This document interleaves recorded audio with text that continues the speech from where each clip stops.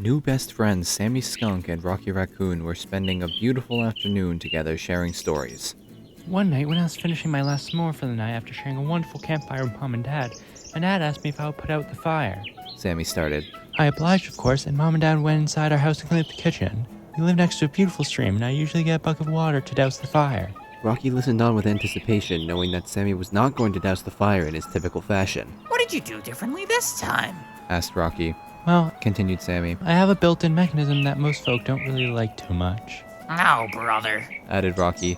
Don't tell me.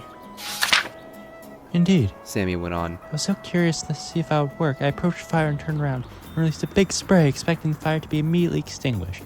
Instead, the fire erupted into the biggest bonfire I've ever seen. Dad came running outside and immediately assessed what I had done. Rocky was beside himself, laughing so hard that tears rolled down his cheek. Sammy continued. Then Dad said, "Well, son, if you're going to insist, I suggest we make good use of this excellent fire you've made and have just one more s'more for the night." The two friends rolled back on the grass together, laughing for minutes. Finally, after sharing a couple minutes of silence together, the two friends heard a distressing sound. "Oh no, what am I going to do?" Came a deep, slow voice from beyond the tree line. Sammy and Rocky looked at each other and then proceeded toward the new voice beyond the trees. Looking through the trees, they saw a massive horse standing in the field with a plow strapped to him. The two friends approached the horse, asking what was wrong. "Well," Said the horse. "there's a nice but strange creature who actually walks on only two legs that lives over there. He's always giving me food and brushing me down. You see, I'm very good at doing these things for myself. He's so nice to me that in turn I plow his field for him so that he can grow all sorts of yummy vegetables." That sounds great. Added Rocky. But what seems to be the trouble? "My shoe has come loose and stuck in this rock, and I'm afraid that I can't move it without the shoe coming off completely. You see, I need the shoes to protect my feet from when I'm working hard on uneven ground." Lamented the horse. "I see," Said Sammy in a thoughtful voice. "Well, I think we can help." Sammy crouched down and studied the situation. Indeed, the hoof was stuck, causing the shoe to come loose. "First, let's get you loose from this rock." Proposed Sammy. With that, Sammy dug a hole all around the hoof, and while digging around, found a nail in the soil that had clearly come loose from the horse's shoe. He picked it up and handed it to Rocky, who immediately started to clean it off. Before long, the horse was free, and Sammy began to study how to reattach the shoe. Rocky, with his delicate hands, found the perfect rock and was able to gently tap the nail back into place. After a minute, the horse was back to perfect form and able to walk just fine. "How can I thank you?" Exclaimed the horse. Well, first off, my name is Rocky. And this is my friend Sammy. "Nice to meet you. My name is Harold." Sammy was deep in thought about what Freddie had said about waiting for one more friend. He turned to Rocky, nodding his head to indicate they huddle for a conversation, then turned to Harold, stating, "A moment, please. in a hushed tone, Sammy spoke to Rocky. Do you think this is the one Freddie mentioned?" I don't know. Replied Rocky. He seems to be a little thicker than a brick. Sammy snorted a chuckle, then replied, "True, but remember the Great Creator loves us all equally and has given us all special skills and values." The two friends turned and looked at Harold, who was standing patiently staring back at them. Turning back into their huddle, Sammy said, "I suggest we introduce him to the others." Agreed. Replied Rocky. Freddie'll know just what to do.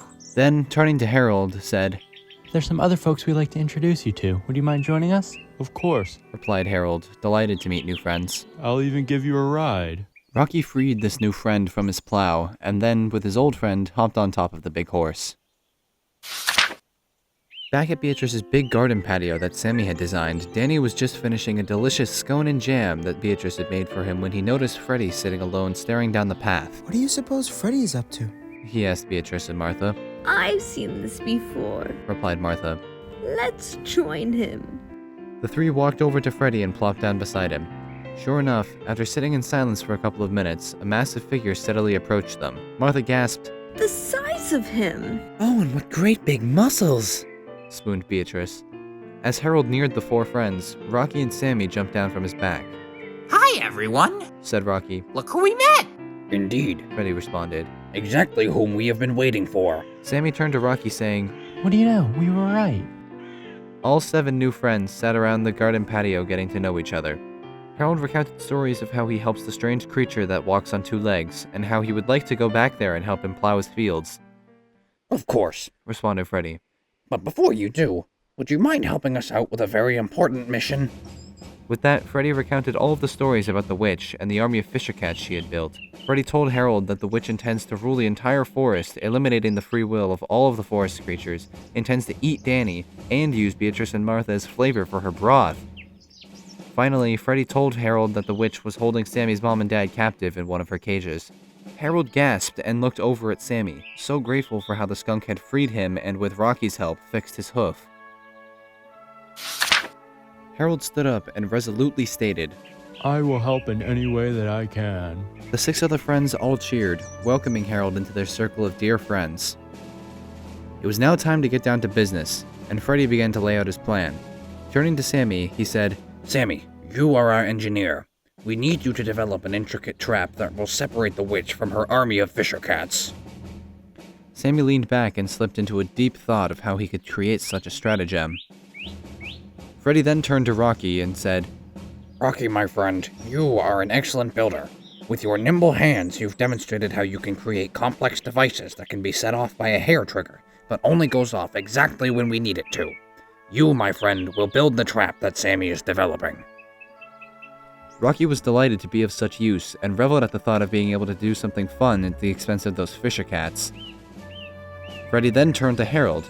Harold, my new great friend, you are the strongest accomplice we have ever met.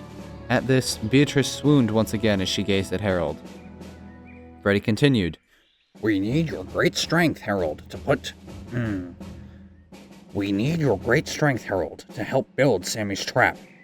Rocky is great at building the fine details, but only you can perform all of the really heavy work that we will require. Your great strength can plow fields, and in doing this, you have demonstrated that you can move big, heavy rocks. Harold was eager to assist his new friends. I'm happy to help. I have plenty of time before my two-legged friend needs to sow his fields. Freddie finally turned to Danny. And Danny, my fast friend, you've proven your great speed and have put yourself in harm's way to protect other creatures whom you didn't even know at the time. You have the most difficult task that I can ask of you. Would you mind being the bait to lure the witch into Sammy's trap? Brave Danny stood up and courageously stated, Let's do this! Freddie was very happy with his friends and how they had all embraced what he had asked of them. Martha looked at Beatrice and then sadly stated, But Freddie, what about us? Everyone has such special skills, but Beatrice and I don't have any talents of our own to contribute. Oh, sweet friend Martha, my dear. replied Freddie. You and Beatrice have the most important job of all. Don't you know what the most important skill set is when developing such a mission? Is it perhaps being able to move big objects without a thought in the world? Piped up Beatrice. Being able to smell really bad anytime you want. Added Martha. Sammy and Harold looked over at each other. No, Said Freddie. The most important skill set when developing any such mission is intelligence. Intelligence. Cried Martha. We've never been called that before. Oh, yes. Freddie continued. In order for our mission to be successful, we need to know everything that is going on in the forest at all times. You both can adhere to any surface, and you have demonstrated that you can fly high in the treetops and never be seen. These awesome skill sets make you perfect to observe what the witch and fisher cats are doing, and you'll know exactly when it is time to execute Sammy's trap. Beatrice and Martha were so giddy with joy at being so useful that they could hardly contain themselves. Oh, thank you, Freddie. Beamed Beatrice. We won't let you down. Added Martha. Of that, I am positive. Freddie solemnly assured them. The friends sat back, contemplating Freddie's master plan when Sammy stood up declaring, I've got it. I have a plan to trap that witch and separate her from those fisher cats. Everyone cheered for Sammy as they leaned in, listening to the elaborate plan that he had devised. Finally, when Sammy had finished, Danny turned to Freddie and asked, Freddie, what are you going to do? Everyone sat silently watching Freddie as he lowered his head and paused a moment in deep thought. My friends, I must face the witch.